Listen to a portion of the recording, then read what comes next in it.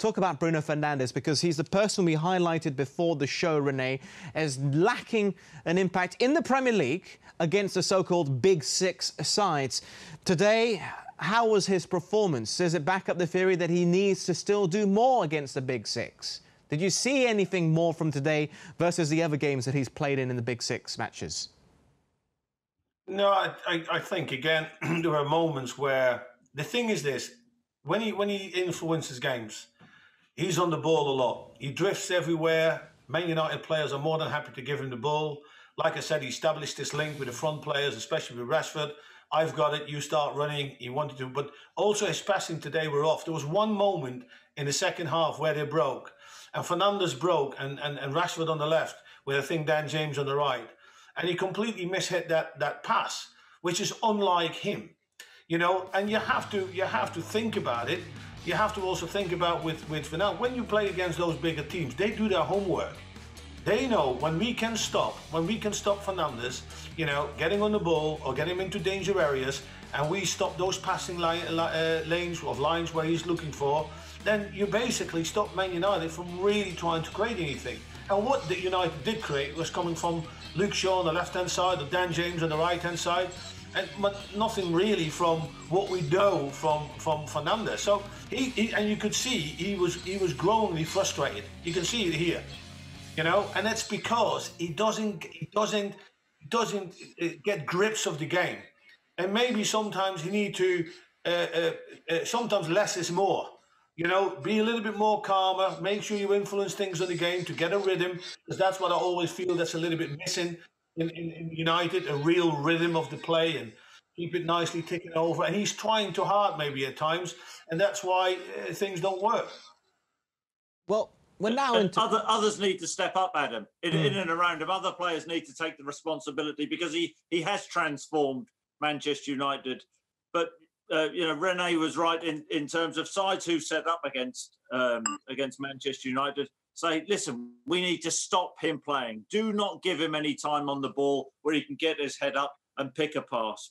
Because if he can do that, we are in big trouble. I thought Manchester United missed Cavani, whether it was off the bench or starting today, because albeit I think Mason Greenwood is a talented player, Anthony Martial has done well as a makeshift number 9. At times, but he's not a natural. He doesn't move like a proper number 9. And I think Cavani may have been the difference for United today. And that's an area which I think Ole Gunnar Solskjaer will have to think about in terms of recruitment. Cavani is getting on a little bit now, but he's still fit and sharp enough at this moment in time. But they needed something a little bit different today, and maybe he was the player that they lacked. Great point you bring up as well. Rene, there's talk right now that he's going to be signing a new contract. Do you think that's the right decision for both parties, Cavani to stay on for at least one more year in Manchester? Well, for me, he's done enough and warrant another year. He's a very top professional. He's fit. But like Chris says, they need to look beyond. They cannot just, you know, they need to look beyond Cavani. Cavani's not going to play, you know, 40 odd games, you know, in the Premier League and Champions League or Europa League, wherever they are. So they need to look into that to strengthen that. And I agree with Chris, other players need to step up. Don't get me wrong. I am one of the biggest fans of Bruno Fernandes.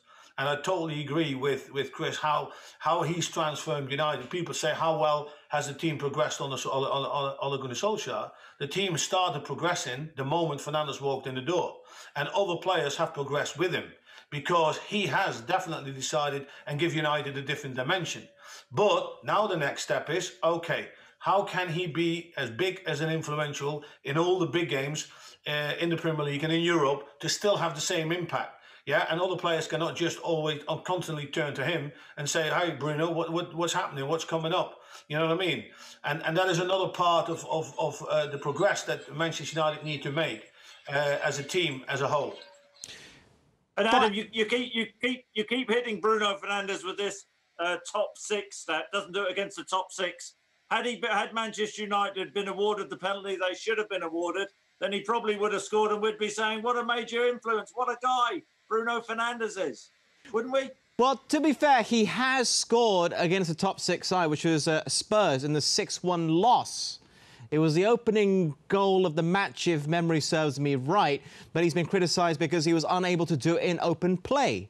It's one thing to do it from the spot. It's another thing to be able to influence either with an assist. They all count, Adam. They do all count, yes. He scored a brilliant free kick against Liverpool in the FA Cup. It counts, doesn't it? We're covering the Premier League here, Chris, not the FA Cup. That's a fact. Liverpool are a top six team, though. They are certainly indeed. But can I also ask then on the topic of Bruno Fernandes, shoo-in for the player of the season, because we're at that stage right now, heading into March, where this conversation does crop up. But it doesn't look like United are going to win the title, Chris. Ruben Diaz is in with a shout as well. And we talk about Bruno Fernandes transforming Manchester United. What about Ruben Diaz? Not as glamorous. It's more of a defensive transformation. But you look at the clean sheets they're keeping. You look at the fact they're now 12 points clear, Chris, at the top of the table. Yeah, I agree with what you're getting at there. I think Ruben Diaz, the impact he's had on Manchester City, they've been such an interesting watch this season, Manchester City, in the way they've gone about. They haven't pressed the ball with the same intensity. They only seem to be just getting going at this moment in time with some of their attacking intent. Sergio Aguero has barely played this season. They've played without a centre forward this season. But it's their defence. Diaz has been a real leader at the back, and he's got the best out of John Stones. I actually thought John Stones' days at Manchester City may have been over because Pep wasn't using him in the big games. He didn't seem to trust him, and all of a sudden we've seen him re-emerge. But Diaz has been a sensational signing for City, and because City, they've won the Premier League, they're probably going to, I mean, there's a chance they could win 4 trophies this season, but he is the guy who has to, you know, we all have to sit there and look at who's had the biggest influence on their team. And the fact that Manchester City will go on to win the Premier League, it has to be Ruben Diaz. Rene, it's your former Manchester United man. Michael Richards was writing in one of the papers in the UK that even though he's a former City man, he would be saying it should be Bruno Fernandes. Are you going to do the reverse? What does he know? I'm not entirely certain. I want to know what Rene knows. No, well, I also have to. I can see where Chris is coming from. He's been phenomenal.